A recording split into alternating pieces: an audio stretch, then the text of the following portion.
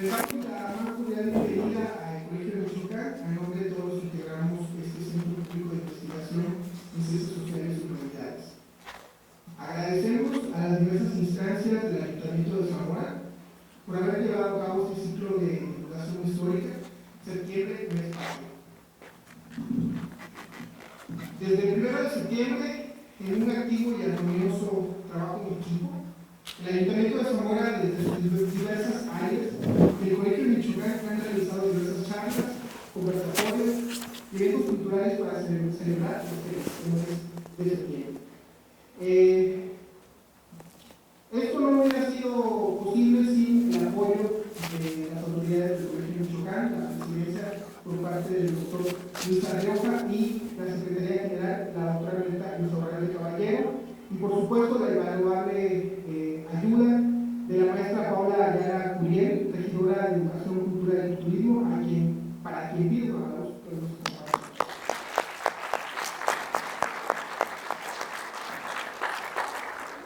la asistencia de ustedes, de todas las instituciones educativas que nos acompañan hoy, que nos han acompañado en las semanas anteriores, a los compañeros de los medios de comunicación que nos han acompañado también, a todos ustedes, muchas gracias.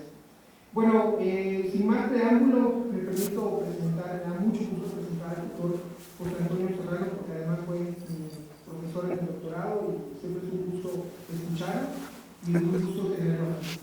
Bien, el doctor José Antonio Serrano, nuestro investigador conferencista de hoy, que nos dará una charla titulada Hablemos de la consumación de la independencia. Me permito leer una semblanza muy breve del doctor. Él es profesor investigador del Colegio de Michoacán, licenciado en Historia por la Universidad Nacional Autónoma de México y doctor en Historia por el Colegio de México, integrante del Sistema Nacional de Investigadores, miembro del número de la Academia Mexicana de Historia y fue presidente del Colegio de Michoacán durante el periodo 2015-2021. Sus líneas de investigación es Historia Social y Económica de México, siglos XVIII y XIX, Historia de las Fuerzas Militares y Estructura Fiscal en México, siglos XVIII y XIX. Bueno, sin más preámbulos, les cedemos la palabra al doctor. Pues muy buenos días a todos. Ahora sí les doy la bienvenida, pues esta es mi casa académica y en muchos sentidos también familiar al Colegio de Michoacán. Y agradezco su presencia. A ver, ¿quién vino voluntariamente? No, tampoco exageren. Si todos vinieron, bueno, al resto, agradezco a ustedes su presencia, al resto trataré de convencerlos que valió la pena que vinieron en estos momentos. Bienvenidos, pues agradezco siempre la invitación de mi casa al doctor Luis Arrioja, a la doctora Mirta Charralde, y qué bueno, y a Humberto, por supuesto, muchas gracias Humberto, claro que lo recuerdo muy bien como mi alumno, en el doctorado en Historia y en general en Ciencias Sociales, que es lo que hacemos aquí. Qué bueno que está esta vinculación con, mejor dicho, qué bueno que se reforzó la vinculación con el Ayuntamiento de la ciudad de Zamora.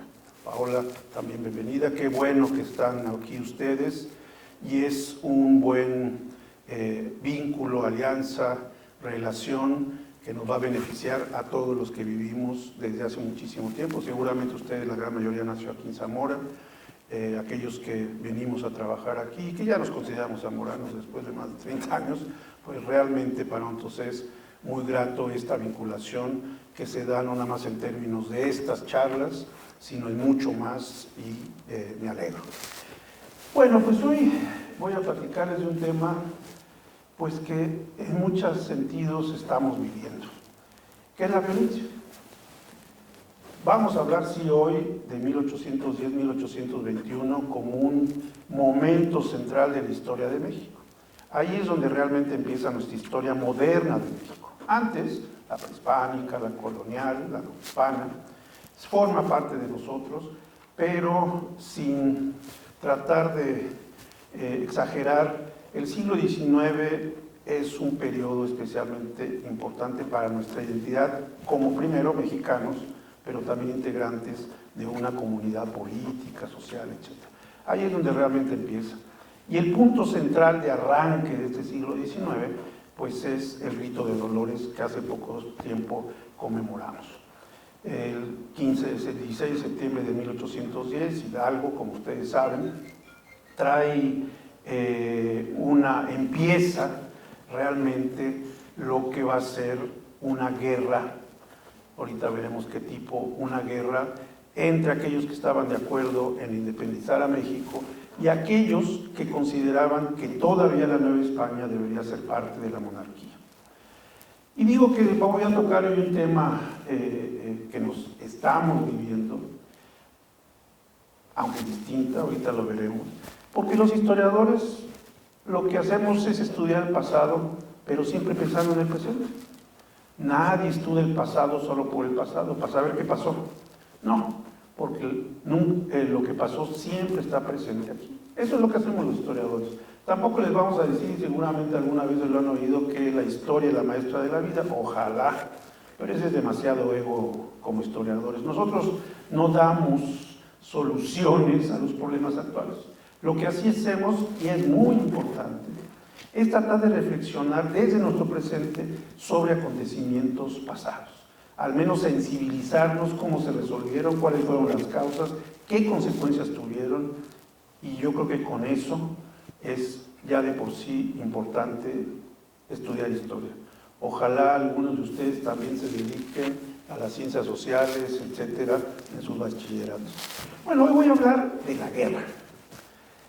Nos han dicho que la guerra de independencia, pues, fue una lucha entre los que querían la independencia y los que querían seguir perteneciendo al dominio del rey, a la monarquía. Es cierto, pero también nos han dicho que, pues, es entre mexicanos y españoles, entre criollos y gachupines. Lo que le quiero decir es que entre 1810 y 1821 no fue una guerra casi de nacionalidades, de un lado los mexicanos, de otro lado los españoles. Fue mucho más complicado. ¿En qué sentido mucho más complicado? Porque había indígenas, mestizos, criollos, tanto con los insurgentes como con los realistas. Esta separación que a veces hacemos entre aquellos que estaban a favor de México y aquellos que estaban a favor de España, pues no es tan cierto. Y eso hizo que el tipo de violencia que se vivió durante la guerra, pues fue una guerra civil.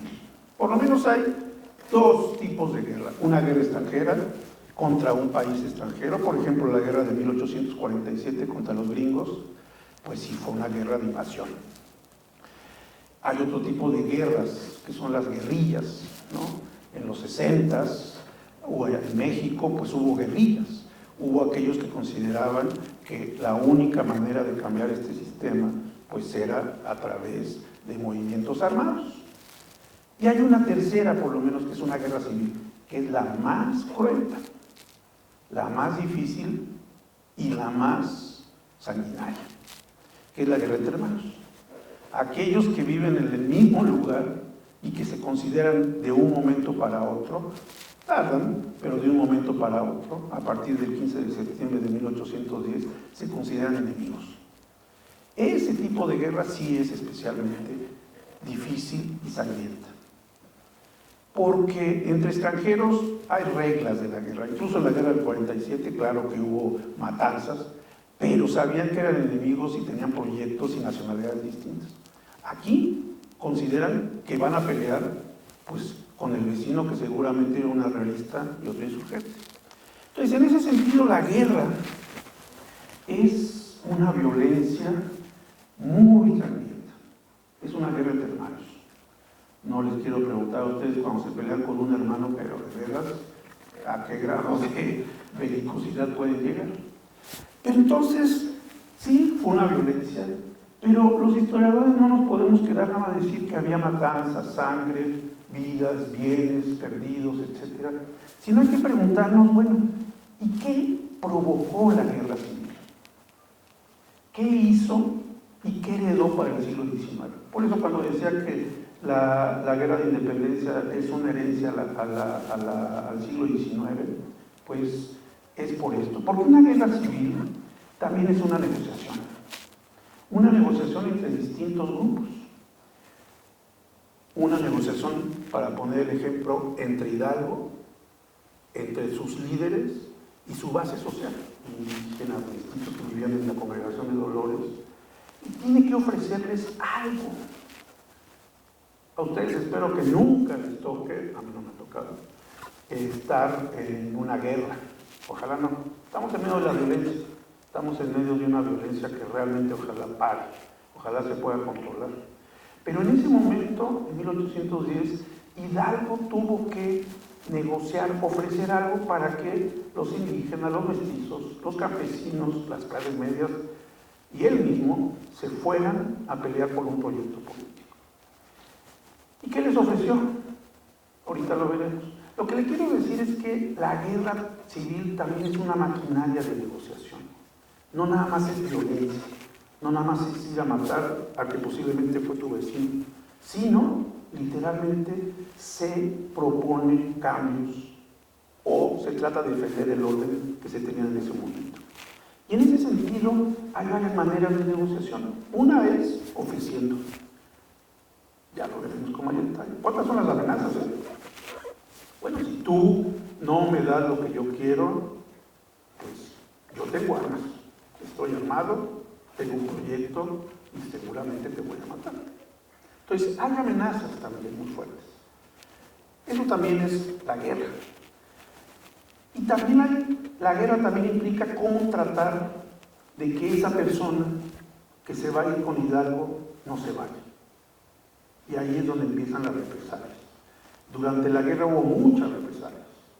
Se cuenta que cuando venía uno de los generales más importantes, que es Calleja, venía de San Luis Potosí rumbo a Dolores Hidalgo, pues casi dejó una estela de muertos colgados de varios árboles.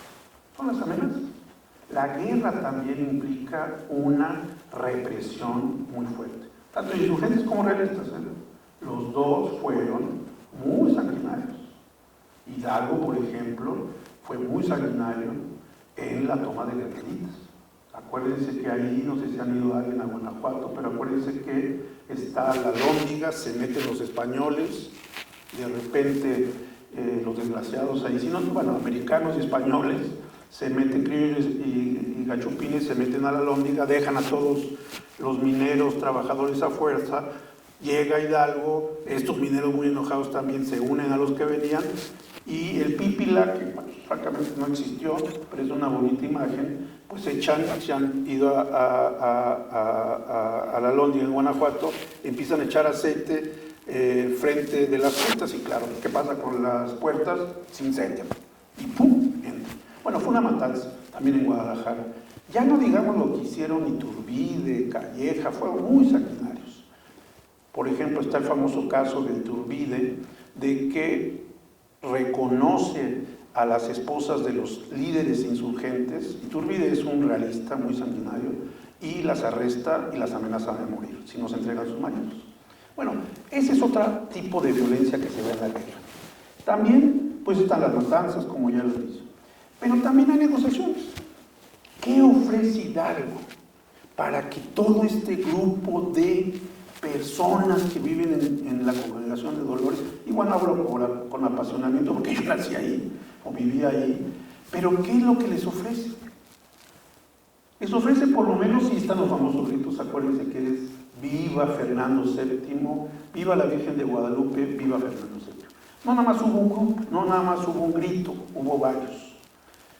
Carlos Errejón, les recomiendo, tiene un artículo, un profesor aquí muy importante, un historiador de primera, una de las mejores referencias para estudiar la guerra de independencia, tiene una biografía sobre Hidalgo y Morelos, se la recomiendo a ustedes, muchachos, no nada más tiene una pluma, a veces los historiadores somos bien aburridos, pero él realmente tiene una manera de redactar muy buena. Bueno, entonces, ¿qué les ofrece?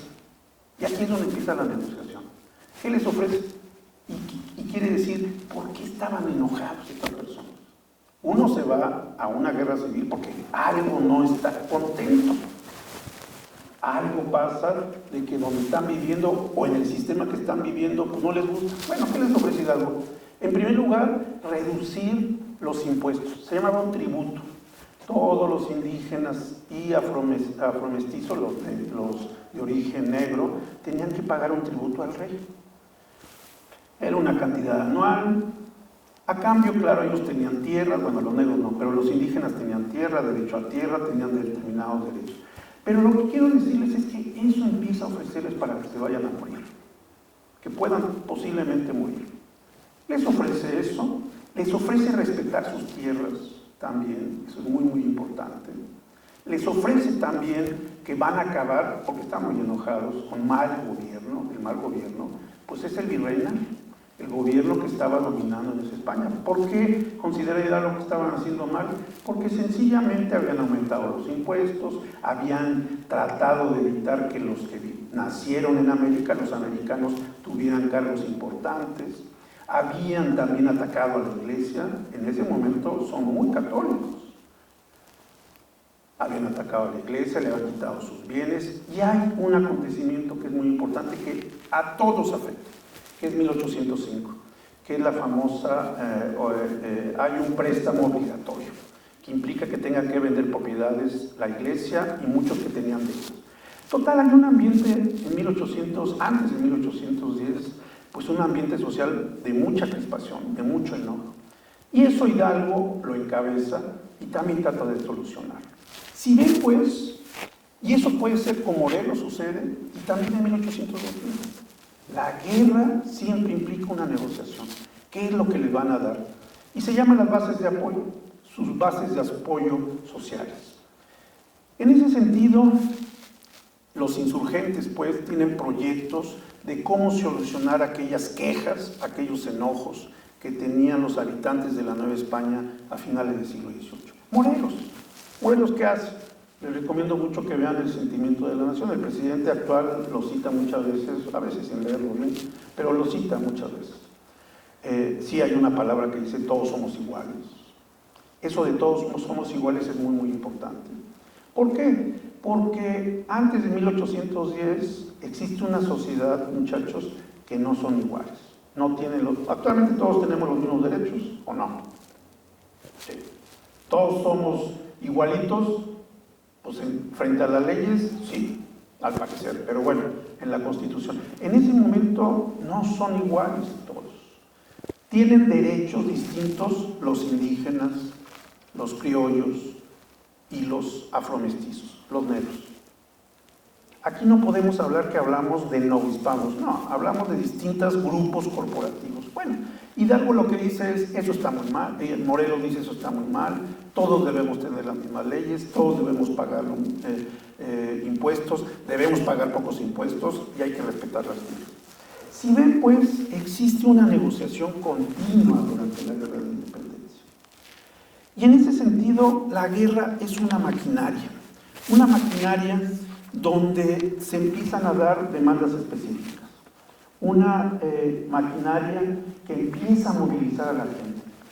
Es cierto que la gran mayoría de la guerra civil se dio en un espacio relativamente circunscrito, no pequeño, pero circunscrito. No hubo luchas militares en el norte. Acuérdense que nosotros abarcamos hasta California. Por un lado, Texas, Coahuila, en el otro, era parte del virreinato de la Nueva España. Y en el sur estaba sí Chiapas, Oaxaca, Yucatán, pero también la audiencia de Guatemala era parte de México. En ese sentido, pues la guerra se desarrolló por donde actualmente estamos. San Luis Potosí, Guanajuato, Michoacán obviamente, lo que es actualmente Guerrero, Estado de México, Veracruz, Puebla, Oaxaca, esa parte, pero Yucatán no hubo. Tampoco en el norte hubo batallas importantes. Entonces, en ese sentido, la guerra sí fue limitada, no fue tanto. Bueno, hemos hablado de los insurgentes. ¿Y los realistas qué ofrecieron? Los realistas son indios, mestizos, campesinos de distintas regiones, criollos y también españoles, chupines, que sí pelearon a nombre del rey. ¿Pero por qué peleaban a nombre del rey? ¿Por qué lo querían defender? Bueno, hay que acordarse, seguramente lo vieron, que en 1808 Napoleón invade España y hace que el rey, en ese momento, el papá Carlos IV, pues tiene que abdicar, tiene que renunciar. Bueno, hoy vieron lo de Carlos III, ¿no?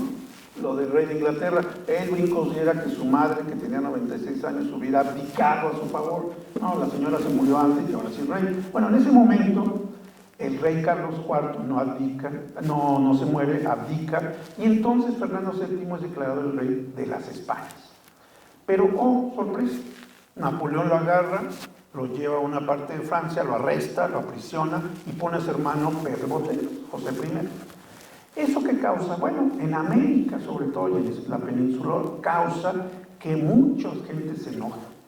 Consideran que eso está muy mal, que no quieren Napoleón. ¿Por qué Napoleón? Porque seguramente se acordarán que para mucha gente de esa época la Revolución Francesa es Robespierre. A ver, ¿quién es Robespierre? Le doy un punto de nota a su maestro. La guillotina, ¿han oído hablar de la guillotina? A ver qué es. La guillotina. La guillotina es, acuérdense que en la Revolución Francesa, pues cortaban cabezas a sus enemigos. Bueno, y además estaban en contra de la iglesia, consideraban que eran ateos, bueno, casi como diablos franceses. Total, que en 1808, mucha gente, tanto de España como de la Nueva España, dicen: nosotros no queremos aún que nuestro rey sea arrestado. Y entonces se levantan en armas contra los franceses. En ese momento, pues, empieza una guerra civil, otra guerra civil en España. ¿Y en América qué pasa? Bueno, en América, en la Nueva España, pues muchos también están a favor de que el rey Fernando deba de regresar, de que deba de estar de nueva cuenta en el trono, y pelean contra los franceses. A eso le llaman independencia. Bueno, total, que estalla la guerra de independencia, realmente el rito de Dolores, y hay una guerra civil. Y si solo hubieran sido españoles los que estaban a favor del rey, pues la guerra se hubiera acabado en 2 minutos. Eran cerca de 40,000 gachupines los que vivían en la Nueva España. No, aquí de ambos lados hay. El rey, ¿qué les ofrecen ¿cómo se llama? Los realistas, para que a sus bases sociales pues se vayan a pelear en contra de aquellos que eran seguramente sus vecinos, los insurgentes?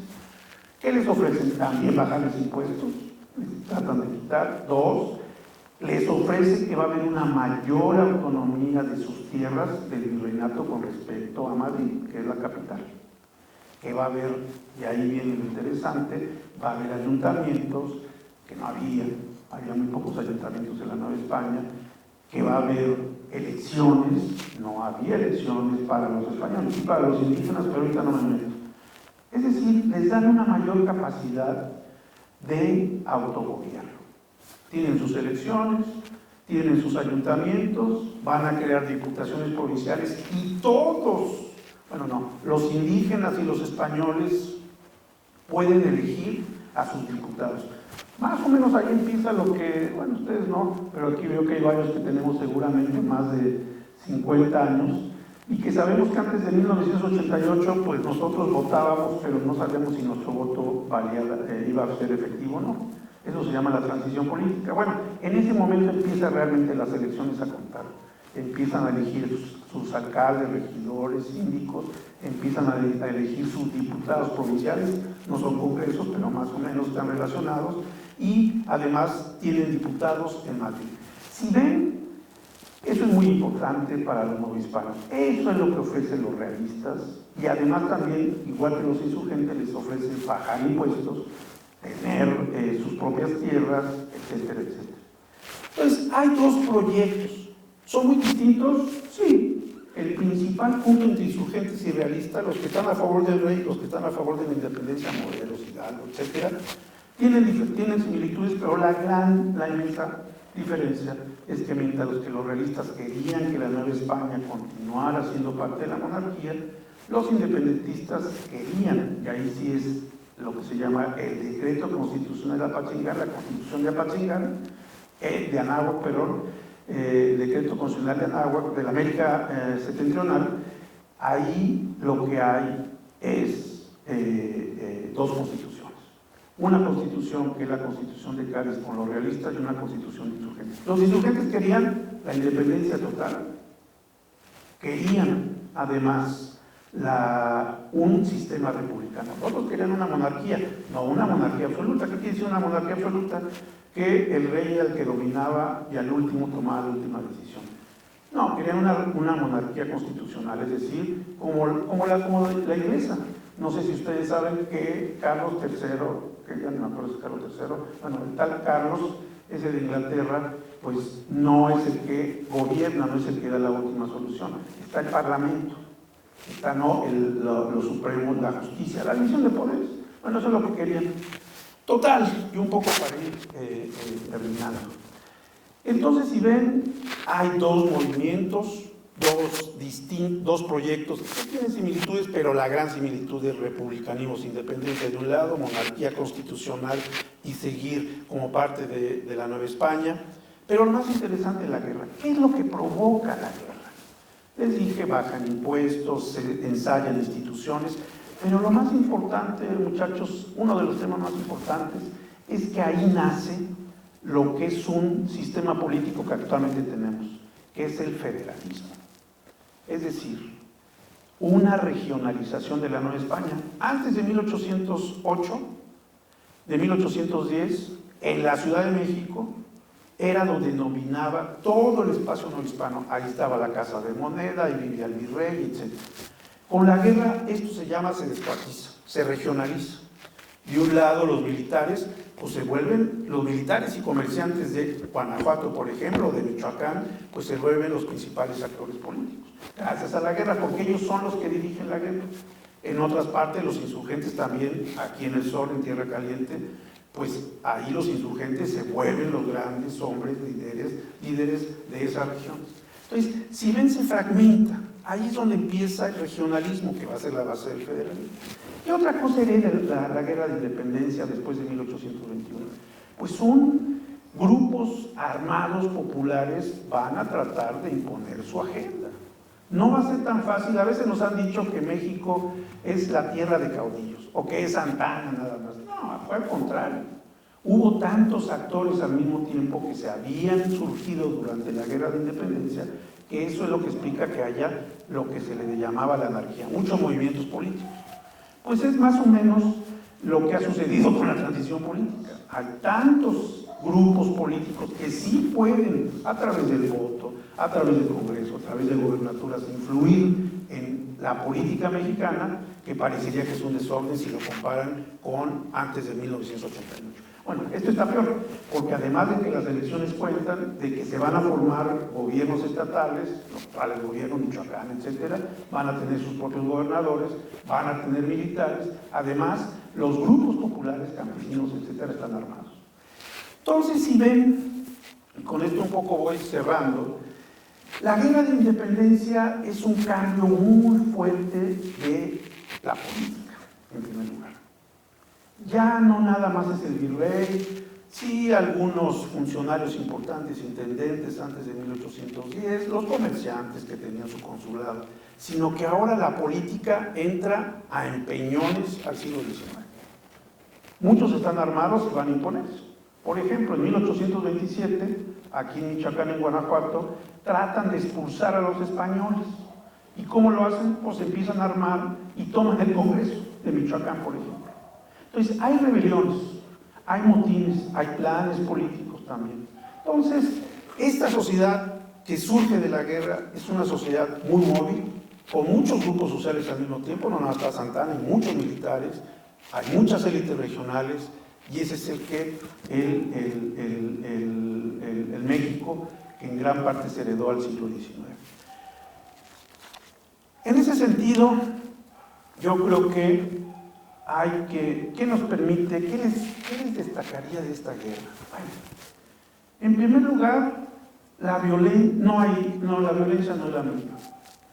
Hay guerras civiles, guerras extranjeras y por desgracia la guerra, estas violencias que estamos surgiendo actualmente. Pero sí nos debe de sensibilizar estos tramos de nuestra historia para tratar de reflexionar si hay algunas maneras de controlar lo que le han llamado la guerra contra el narcotráfico.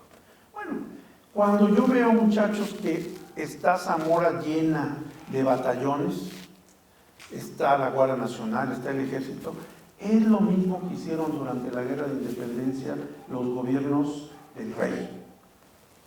Primero, tratar de controlar a las grandes ciudades y después al campo. Bueno, pues eso sucede. Segundo, durante la guerra también hubo elecciones. Eso relajó también las cosas. Las elecciones cuentan mucho y hay que participar. Y los ayuntamientos y las diputaciones, etc. En pocas palabras, hoy no les quise hablar de Hidalgo, Morelos, como héroes. No le quise hablar de 1821 como lo es el gran acontecimiento de la independencia de México, sino algo que también los historiadores nos gusta mucho estudiar: las guerras, cómo influyen, qué marcan, qué implican y qué eran. Bueno, espero que los haya, algunos ya se me están durmiendo, pero espero que les haya interesado esto. Esperaría mucho que alguien fuera historiador, ojalá sí, pero espero que haya sido didáctica y agradable. Pues muchas gracias a todos ustedes.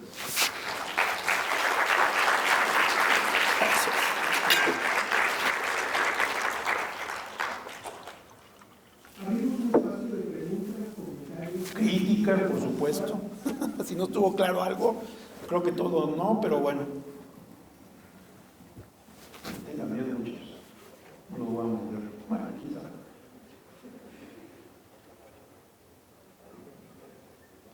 A ver, adelante.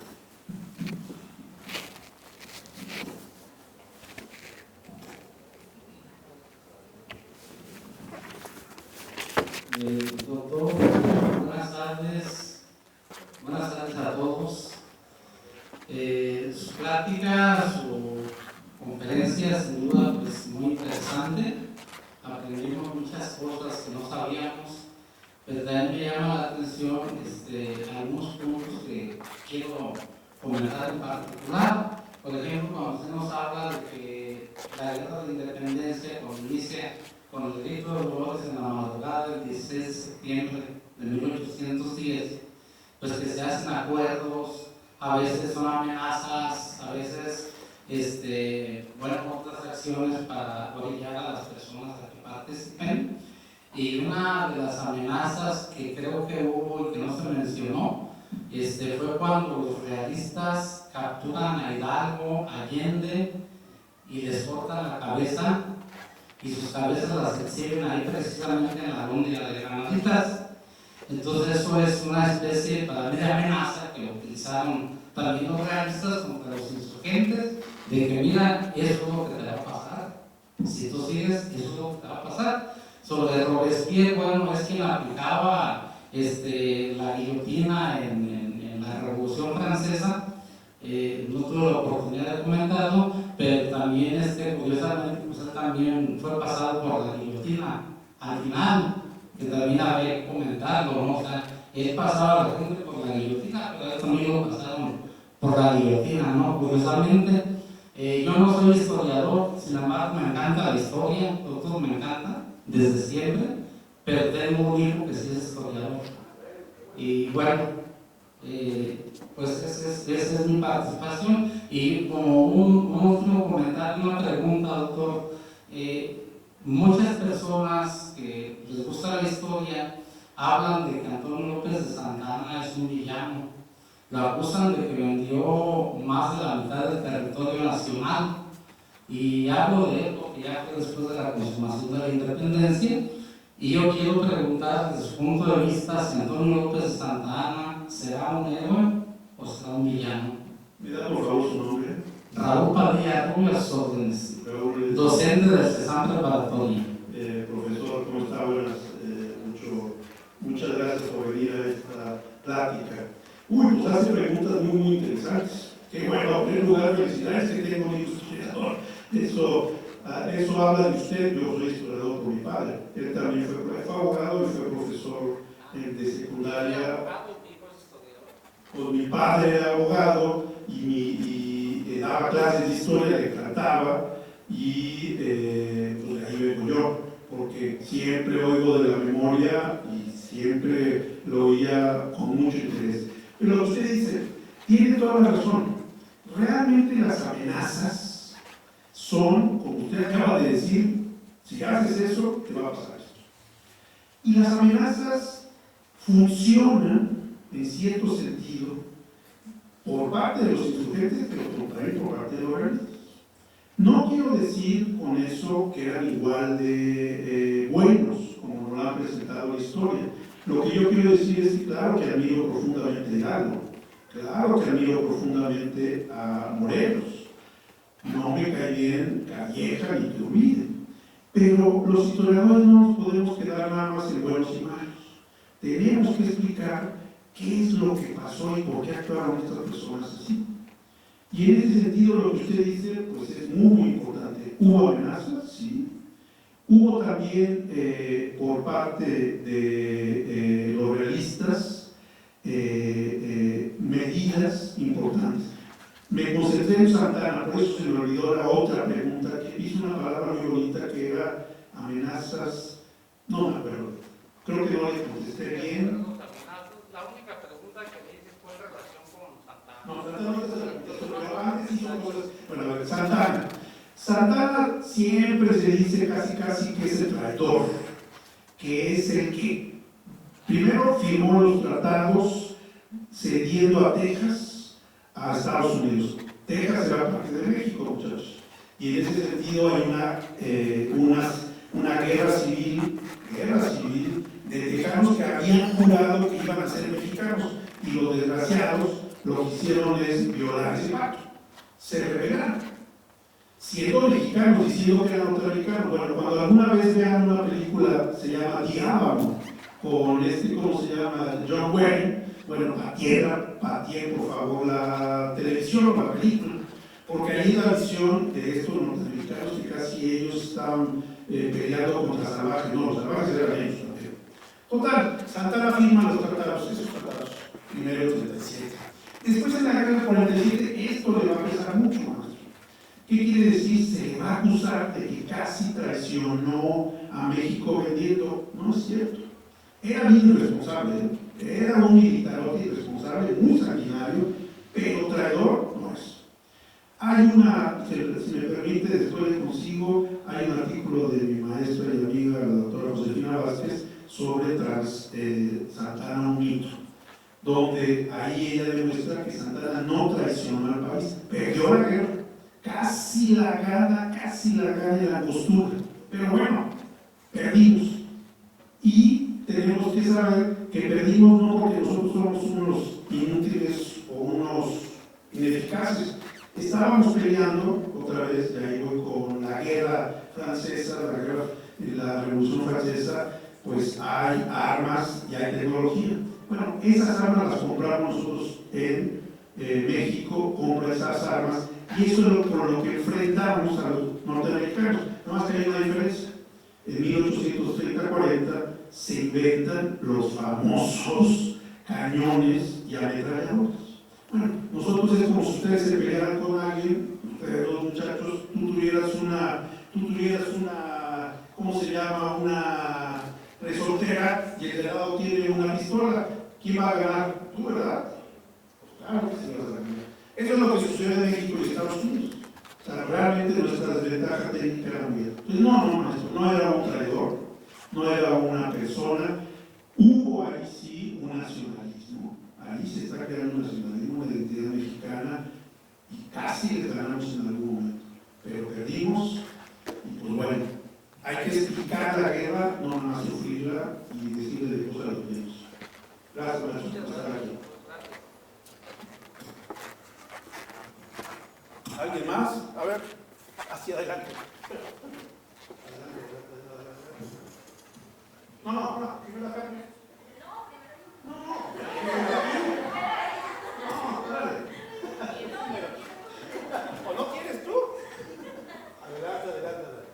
¿Cómo te llamas? Belén. Mi pregunta es que no me queda claro, la verdad. ¿Cuál es la importancia que tiene la consumación de la independencia en la actualidad en México? Muy buena pregunta. ¿Por qué nos encanta? ¿Por qué hace el año pasado sí conmemoramos la independencia?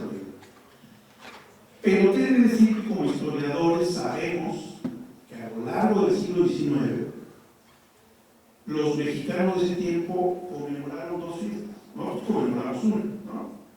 El 16 de septiembre. no es el 16 de septiembre, que es cuando Hidalgo se levanta en armas en Dolores Hidalgo, en la congregación de Dolores. Eso consideramos los mexicanos que es el inicio del origen de nuestra nacionalidad. Pues para los hombres del siglo XIX no era cierto. Había dos independencias. Una, la independencia de 1810, echaban muchos cohetes, pero también el 27 de septiembre de 1821, que es cuando entra Iturbide a la Ciudad de México y declara la independencia. Entonces son dos. Y eso es lo que también estudiamos los historiadores. ¿Por qué va cambiando nuestra memoria? Y las fiestas es la manera más concreta de la memoria histórica. Actualmente, solo conmemoramos el 15 de septiembre. Bueno, en el siglo XIX eran dos. ¿Qué quiere decir eso? Que para muchos Hidalgo era un sanguinario. Para muchos, esa guerra cruenta había dañado al país. Y en cambio, Iturbide, entrando sus caballitos, incluso al lado, casi de la manita con Vicente Guerrero, que era otro insurgente, habían entrado unidos a México. Entonces, cuando conmemoraban dos fiestas, para algunos conmemorar 1810 era conmemorar un desastre importante, pero que había creado una guerra que había destruido cosas. 1821, como entraron con caballitos y no había ningún problema, esa era la guerra que ellos consideraban la independencia. ¿Qué conmemoramos actualmente? Bueno, menos mal, les voy a decir que conmemoraron las dos fechas. Se dio el grito del 15 de septiembre y en unos días va a haber un desfile militar también. En el 21 hubo un desfile militar del presidente de la República con todo el ejército. Ese fue el 7 de septiembre. Entonces, ¿cuál es la razón? Los historiadores sabemos que, quién sabe si Hidalgo, eso tenemos que preguntárselo alguna vez a Carlos de Rejón, decía, Hidalgo sí quería la independencia total. Pero no todos los insurgentes querían separarse. Algunos querían que el rey, Fernando VII, regresara y que nosotros, o los novohispanos de ese momento, tuviéramos mayor autonomía, pero formáramos parte de España. En cambio, Iturbide sí estaba de acuerdo que debía haber una independencia, formar parte de ellos, pero casi quería que México fuera un país soberano. Esa es la diferencia. Actualmente lo que 1821 que representa para nosotros el nacimiento de México. Ahí sí, nuestra identidad con nuestras propias instituciones y con nuestra propia soberanía. Gracias por la pregunta, Belén. Hola. Hola, buenas tardes. Mi nombre es Aida Solís. Habló sobre la situación de los diferentes grupos que existían. ¿Hay algún libro, algún escrito, alguna investigación que exista que hable específicamente de esos grupos y de las regiones en las cuales se desarrollaron y qué ideología tenían, si tenían alguna influencia, obviamente, doy por hecho, con las ideas de los enciclopedistas, que fueron las ideas que se trajeron para poder hacer la independencia de México, pero ¿alguno de esos grupos se arraigó específicamente a esas ideas? Comienzo por lo último. Gracias por la pregunta. Se ha debatido mucho de qué tanto Hidalgo era casi un francés revolucionario. Incluso ponen, ¿quién era Dolores Hidalgo? A ver, levante la mano. A Dolores Hidalgo, ¿nadie es Dolores Hidalgo? Bueno, tendremos que ir alguna vez y los llevaré. El Dolores Hidalgo, ahí, al ladito Hidalgo tenía, también era cura de San Felipe. Y ahí hace lo que se llama allí tiene obras de teatro sobre Molière, no sobre Voltaire, sobre Molière. Y entonces después se dice, no, pues era Francia chiquita, esa casa. Pues francamente Hidalgo, y te recomiendo mucho el libro de Carlos de Rejón, aquí hay una biografía muy buena realmente. Él lo que dice es que Hidalgo no era hijo de la Revolución Francesa, no era hijo de Voltaire. Voltaire era una gente que estaba en contra no de la iglesia, de esa ideología conservadora, católica, que no dejaba pensar, que consideraba que todo razonamiento, etcétera, etcétera. Él sí, dice Carlos de Rejón, tiene razón, es un ilustrado católico, un ilustrado que considera que la razón es fundamental, un ilustrado que considera que también la religión es fundamental, Voltaire no quería que era la religión fundamental, una gente que decía que había un mal gobierno desde el punto de vista del razonamiento tomista, el razonamiento de Santo Tomás, y que le podía uno revelarse. No se revela Hidalgo pensando en la Revolución Francesa, al contrario, considera la gran mayoría que la Revolución Francesa fue la guillotina y Robespierre, es decir, sangre y muerte, y los enemigos, y además, anticatólicos. Pero voy a la segunda, que también me parece muy interesante. Sí hay estudios, yo recomiendo mucho la historia a todos, la historia general del Colegio de México, que es la edición 2010. Hay unos, porque a mí me tocó hacer el artículo ahí con Josefina Vázquez sobre la primera mitad del siglo XIX, pero los anteriores fueron hechos por dos colegas que yo respeto mucho, es Alfredo Ávila y Luis Jauregui.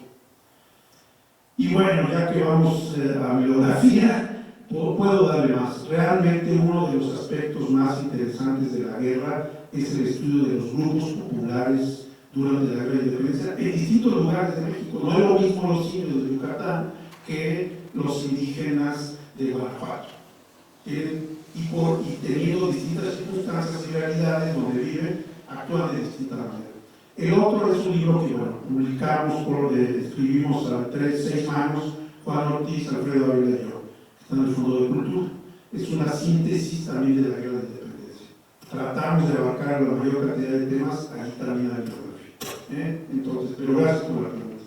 Pero haber contestado. Si no, le seguimos. ¿Alguien más quiere preguntar, chiflar o lo que sea? Ah, sí, pero gracias. No, sí, sí.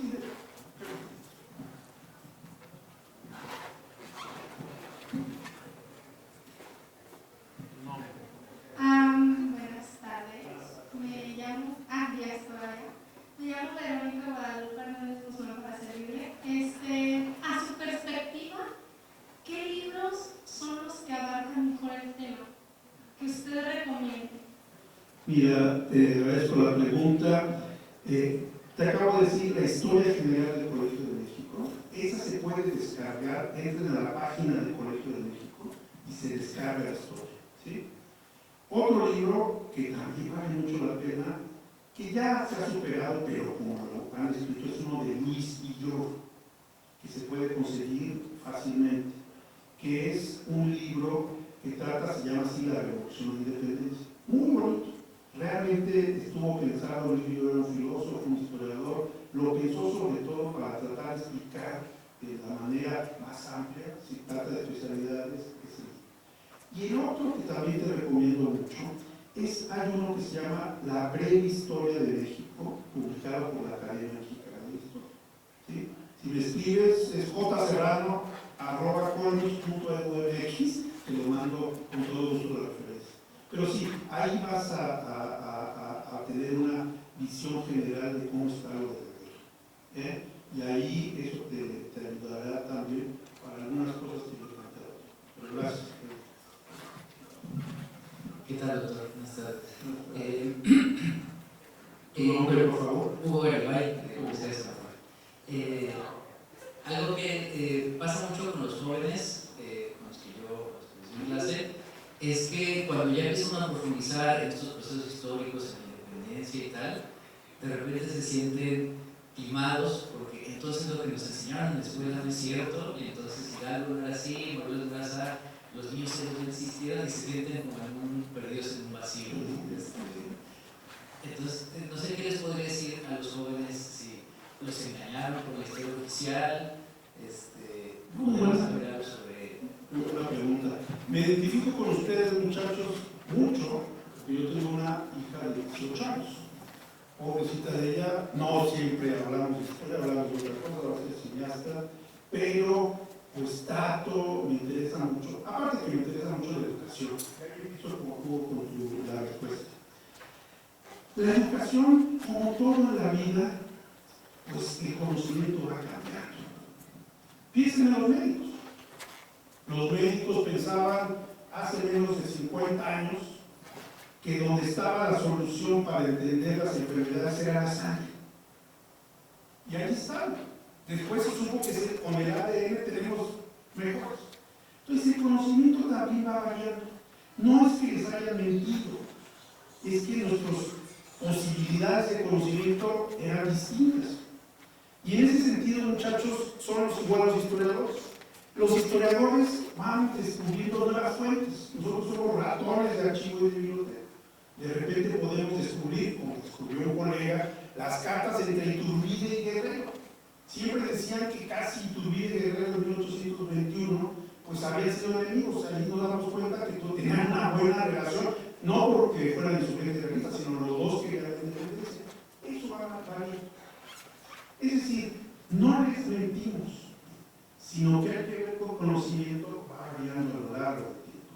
Igual que la medicina, igual que la física, igual que todas las ciencias, si ya no digamos nuestra vida cotidiana. Entonces, ¿qué es lo que sucede? Los historiadores vemos distintas fuentes, los historiadores vemos distintas maneras de explicar el mundo, filosofía, política, y eso también influye mucho en nosotros. Entonces, muchachos, no se sientan que si les estoy hablando de algo, pues es para bajarlo del pedestal. Yo no bajo a patadas las estatuas, al contrario. Lo que hay que tratar, y eso son los historiadores, tratar de explicarles el conocimiento actual que tenemos.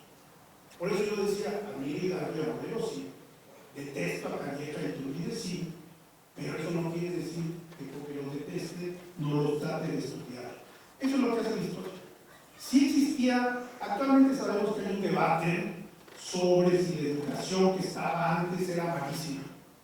Yo estoy en contra de eso, por supuesto. No todo lo pasado fue peor y todo lo presente no mejor. No. A mí me tocó, tuve la suerte de estar en la reforma educativa de 2008 como representante y invitado del Colegio de Michoacán en esa reforma. Y yo no creo que hayamos sido neoliberales todos. Yo no soy nada neoliberal. Quién sabe si mi alumno Humberto diga que sí soy neoliberal y no se lo quiere guardar, pero no era, en esa reforma educativa, pues fue muy buena. Entonces, cuando uno dice que todo lo anterior es malo, pues yo realmente me pongo a reír. Pero quiero ver el libro de historia. Es cierto, muchachos, no se sientan defraudados. Si ustedes ven un libro de texto de 1890 y lo comparan con actualmente, pues hay una diferencia enorme. Así son, la historia también va a cambiar, porque a los historiadores no nos interesa el pasado, nos interesa el presente. Yo quiero estudiar cómo se hacían las elecciones o cómo se elegían a los diputados hace más de 200 años, porque eso me permite al menos sensibilizarme, saber si eran importantes o no las elecciones ahora, como son importantes. Los congresos. Ustedes no les tocó vivir en el PRI, pero los congresos, francamente, eran de Visa Roja. Actualmente, acuérdense nada más, las disputas que trae el señor presidente con el Congreso diciendo que son los terceros, claro, porque ya no los controla. Entonces los congresos sí tienen un papel actualmente muy importante. Bueno, con esos ojos, Hugo, yo volteé a ver a los congresos constituyentes en el siglo XIX. Para eso la historia, muchachos, ayuda para sensibilizarse en algunos temas. Pero gracias por todo. ¿No? Pues muchas gracias.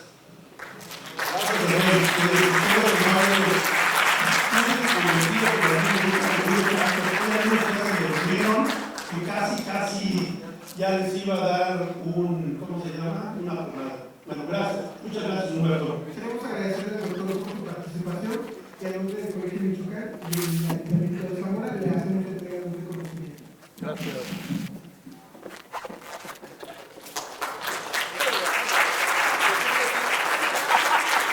Gracias, muchachos. Nos vemos. En nombre